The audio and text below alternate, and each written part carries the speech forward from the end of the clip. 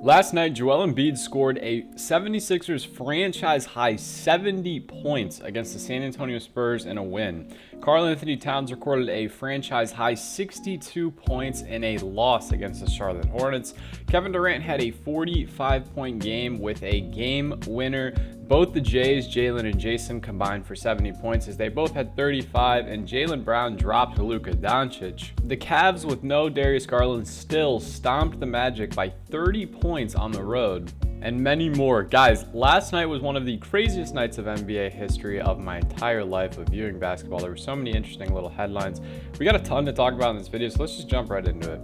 First and foremost, Mr. 70, Joel Embiid. It's been a very, very interesting season for JoJo. Some say he's a free throw merchant. Some say he's a foul baiter. I talked about this in my video a little bit yesterday, or 2 days ago, sorry. You can say JoJo's a foul baiter. You can say he's a flopper. You can say that he's a free throw merchant. You could say that, he shot 23 free throws last night, so 70 is not impressive. You can say all of that, and it might be true, it might not be.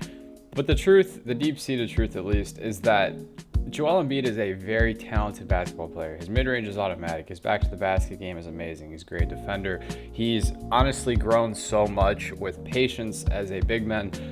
I was listening to Franz Wagner talk about this the other day on JJ Redick's podcast. He was talking about Luka and Shea, but he said he really appreciates how nobody can rush them into scoring. Joel Embiid last night did an excellent job of that. He had 70 points and 18 rebounds, guys. It was a remarkable performance. Many people were saying that Victor Wembanyama couldn't hang with him.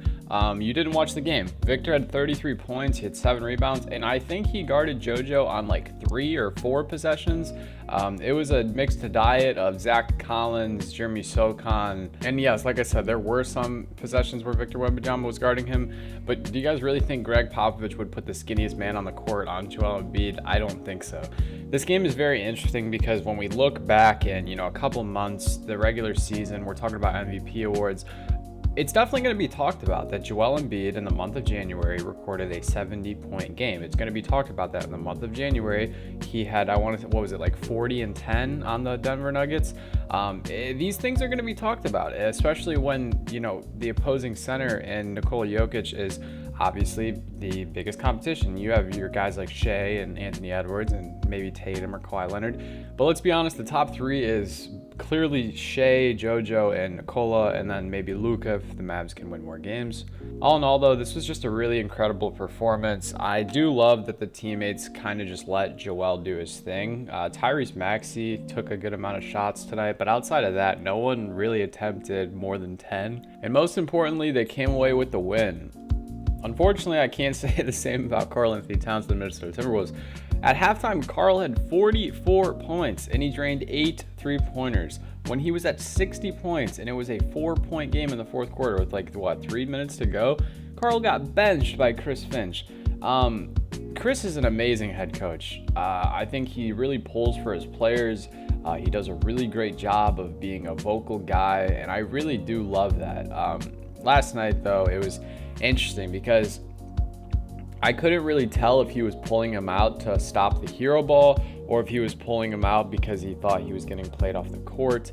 At the end of the day, though, 60 is 60, dude. In my opinion, I'm not an NBA head coach, but he needs to be out there. It's a loss. You're still the 1 seed in the Western Conference. And that's, it's okay. Brandon Miller played his ass off last night. I mean, 27 points and he missed 2 shots. Incredible performance by the young kid. Miles Bridges has been in a lot of trade talks recently, and he had 28 last night. It's pretty hard to forgive him for what he did off the court. I'm not here to talk about that though. But just like this Minnesota team, I liked how in the first half, they had 64, 66 points at halftime. And Karl had 44 of them, guys. I liked that Minnesota just let Karl kind of go out there and have his night. I wish it would have ended in a win, but needless to say, if you guys haven't seen the highlights on this one, go check it out, because first of all, the Hornets announcer makes it 10 times better to watch. Him just screaming his head off, even for the away team. I love, when a home announcer isn't the most biased.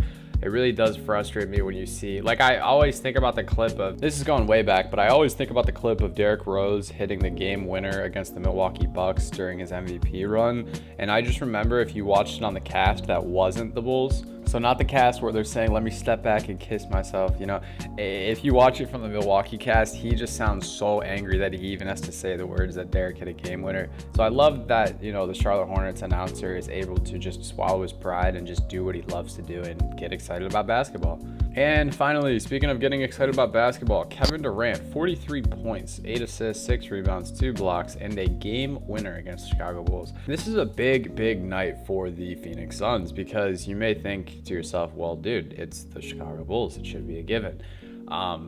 It's not. You know, every game, it's not a given. And the beauty of this is that makes 6 wins in a row for the Phoenix Suns. They are quietly on the NBA's second best win streak behind the Cavs, who are at 8 in a row. And now, just last week, we're talking about the Phoenix Suns being the Phoenix Frauds. They're the 11th seed, and you blink your eyes, they win 6 in a row, 7-3 in their last 10. They're the 5 seed, and pretty comfortably too. The Western Conference, man, they call it the Wild Wild West for a reason, and it is just so lethally just divided right now. I mean, the 5 all the way to the 8 seed, it's 1 game of separation we're talking about, and that's scary, because realistically, all you want is a top 6 seed, you know, like, if you're the 7th seed or 8, that's cool, you know, that's nice, you'll get to play in home court, but man, at the end of the day, you are busting your ass to get the 6th seed, and Kevin Durant and the Phoenix Suns are doing a really great job of holding their breath above water. It's honestly just like last season, the Clippers and Suns both shook it out as the 4 and 5 seed. That would be a crazy, awesome playoff matchup. I would absolutely love watching Kawhi and Kevin Durant operate on each other. But what do you guys think? How crazy was this night for you? Did you get to watch any of the games live? If so, let me know what you thought. Shout out Baker Boy. I know you're gotta be commenting about the Philadelphia 76ers if you made it this far. I know JoJo's your boy. And honestly, I'm sorry also, Baker Boy, that your boy Luka got dropped. My condolences. But anywho, if y'all made it this far, I appreciate your support as always. Hope you have a great rest of your day. Stay happy, healthy, and blessed. Peace.